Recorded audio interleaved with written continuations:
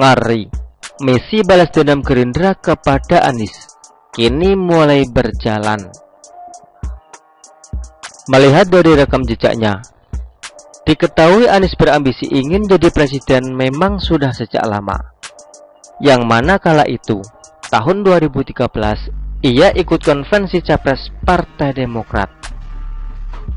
Di antaranya yang juga turut menjadi peserta konvensi adalah Dahlan Iskan, Dino Patijalal, Gita Wirjawan, Pramono Edi, dan Irman Gusman. Pemenangnya adalah Dahlan Iskan. Musnah sudah harapan Anies untuk jadi capres tahun 2014. Begitupun dengan Dahlan. Meskipun ia jadi pemenang konvensi, batal juga diusung oleh Partai Demokrat.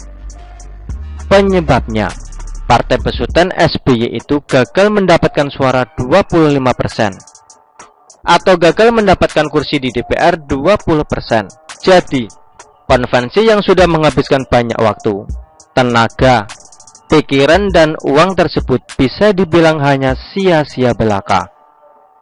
Terakhir, apa yang terjadi? Partai Demokrat mendukung pencalonan Prabowo dengan harta.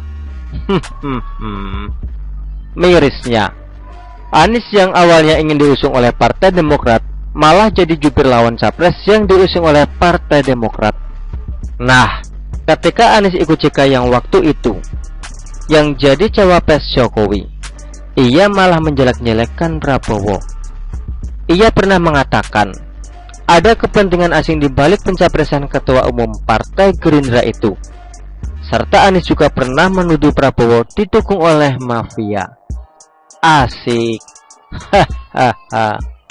Nah, lantaran mendukung Jokowi itu, dan berkat kedekatannya dengan Yusuf Kala, Anies diberi jabatan Menteri Pendidikan. Pasca masuk kabinet inilah Jokowi baru tahu kalau dia tidak bisa bekerja. Ternyata selama ini Wan Anies hanya pandai beretorika saja. Tapi ketika diberi amanah untuk mengerjakan sesuatu atau menyelesaikan masalah pendidikan, gak becus juga. Hingga pada 2016 ia dicopot dari jabatan sebagai menteri tersebut. Jadilah Anies pengangguran. Pada Pilgub DKI tahun 2017, Prabowo yang sebelumnya berseteru dengan Ahok bingung mencari siapa lawan sepadan mantan Bupati Belitung Timur itu. Hingga atas saran JK, Gerindra mengusung Anies. Dan inilah kesalahan terbesar Prabowo. Ia tidak menyadari bahwa ambisi Anies pengen jadi presiden itu masih ada sampai sekarang. Yang ada di benak Om Prap kala itu hanya bagaimana caranya agar Ahok tumbang, sehingga ia lupa kalau ternyata Anies berpotensi menjadi musuh dalam selimut. Nah, pasca terpilih jadi gubernur, Wan Anies pun mulai punya modal. Pertama, sedikit banyak ia punya uang dari tunjangan sebagai gubernur DKI. Bayangkan saja, dana operasionalnya mencapai 2,7 miliar rupiah per bulan. Kalau Anies tabung 2,5 miliar rupiah saja, satu tahunnya sudah 30 miliar rupiah. Sedangkan ia menjabat sebagai gubernur selama 5 tahun. Artinya sekarang duit Anies minimal 150 juta. Artinya sekarang duit Anies minimal 150 miliar rupiah. Belum lagi kalau seandainya dia ada pemasukan lain, makin besarlah logistik yang Anies punya untuk nyapres. Kedua, Anies punya popularitas dan elektabilitas yang cukup baik. Pasalnya, ia pernah menjabat sebagai gubernur ibu kota negara. Yang kita tahu sendiri bahwa DKI Jakarta lah provinsi yang paling banyak disorot media. Orang, wakil khusus bukan warga DKI, meskipun belum pernah bertemu dengan Anies secara langsung, jadi tahu wajah Anies yang sesungguhnya. Karena nyaris setiap hari muka politisi yang mirip Wan Abut itu muncul di TV. Sedangkan soal elektabilitas, Anies selalu masuk 3 besar elektabilitas tertinggi, bersaing dengan Ganjar dan Prabowo. Ketiga, ini yang tidak kalah pentingnya. Meskipun Anies bukan kader partai, tapi sudah ada partai yang mau mengusungnya, yakni Nasdem. Karena bagaimanapun juga, hebatnya seseorang serta setinggi apapun elektabilitasnya, kalau tidak diusung oleh partai, tetap nggak bisa jadi capres itulah. Beruntungnya Anies, Nasdem juga punya media, yakni Metro TV, untuk dirinya melakukan pencitraan. Sehingga meskipun ia tidak menjabat sebagai gubernur DKI, tapi tetap bisa sering muncul di TV. Tidak pelak. Dengan segala modal yang dia punya itu, Anies sekarang berevolusi menjadi monster yang siap menggagalkan Prabowo terpilih menjadi Presiden RI 2024.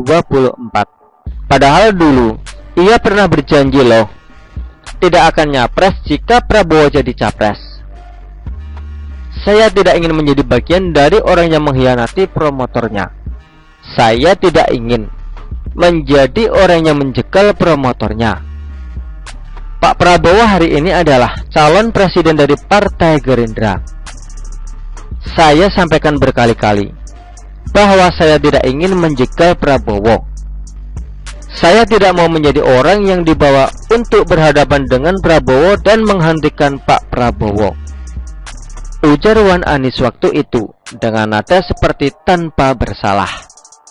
Sekarang, dia tidak hanya melanggar janji tersebut, tapi Anies juga berusaha merebut basis massa Prabowo. Terbukti beberapa waktu yang lalu, ia melakukan safari politik ke daerah-daerah yang menjadi kantong suara Prabowo pada Pilpres tahun 2019 silam, seperti Aceh, Sumbar, Riau, dan Sulawesi Selatan. Inikah yang disebut air susu dibalas air tuba, atau kebaikan dibalas dengan kejahatan? Semoga Prabowo tidak sampai melempar muka Anies pakai HP kalau suatu saat nanti mereka bertemu. Hanya saja, kalau melihat apa yang terjadi saat ini, kader Gerindra tidak tinggal diam. Bosnya diperlakukan tidak baik oleh Anies itu. Mereka juga secara diam-diam menjalankan misi balas dendam atas pengkhianatan Wan Anies terhadap Prabowo. Lantas, bagaimana caranya? Berusaha menggagalkan pencapresan Anies.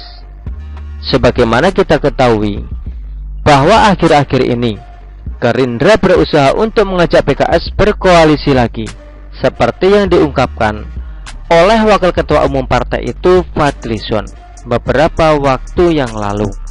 Dari dulu, saya juga akrab dengan Sekjen PKS Abu Bakar Al-Habsyi. Pertanyaannya, mudah-mudahan kita Gerindra dan PKS bisa bergabung lagi bersama-sama, ujar dengan nada penuh harap. Sementara, Sekjen Gerindra Ahmad Muzani juga mengatakan, meskipun partainya saat ini masih tercatat sebagai pengusung pemerintah, tapi tetap membuka peluang kerjasama dengan partai di luar pemerintah seperti PKS. Nah lucunya, PKB ikut-ikutan mengajak PKS gabung ke koalisi PKB dan Gerindra. Entah apakah ajakan dari PKB itu dilakukan karena disuruh oleh Prabowo atau inisiatif sendiri. Pertanyaannya, kenapa yang dilakukan Gerindra untuk menggagalkan pencapresan Anies malah dengan mengajak PKS bergabung bersama mereka? Karena kalau Nasdem dan Partai Demokrat saja yang mengusung Anies masih nggak memenuhi syarat ambang batas presidensial threshold 20%. Dengan begitu, muaranya Anies tidak memenuhi syarat jadi capres, sehingga ia gagal jadi capres beneran. Ajakan Gerindra ini sebenarnya peluang bagi PKS untuk menyodorkan kadernya Aher sebagai cawapres Prabowo. Sebagaimana kita ketahui bahwa sebelumnya si Aher ini diusulkan untuk jadi cawapres Anies, akan tetapi ditolak melulu oleh Nasdem dan Partai Demokrat. Sedangkan kalau disodorkan ke Prabowo, Sudah barang tentu ex mantan dan Jen Kopassus itu mau. Kenapa? Karena yang ada di benak Om Prap sekarang bukan lagi soal bagaimana caranya berkuasa, tapi lebih kepada bagaimana caranya dendamnya kepada Anies yang telah mengkhianatinya dibayar tuntas. Dan indikator dendam sudah dibayar tuntas itu adalah Anies gagal jadi capres. Itu saja. Begitulah kura-kura. Artikel ini diambil oleh siwo.com dan ditulis oleh Ferry Badli. Bagaimana menurut Anda?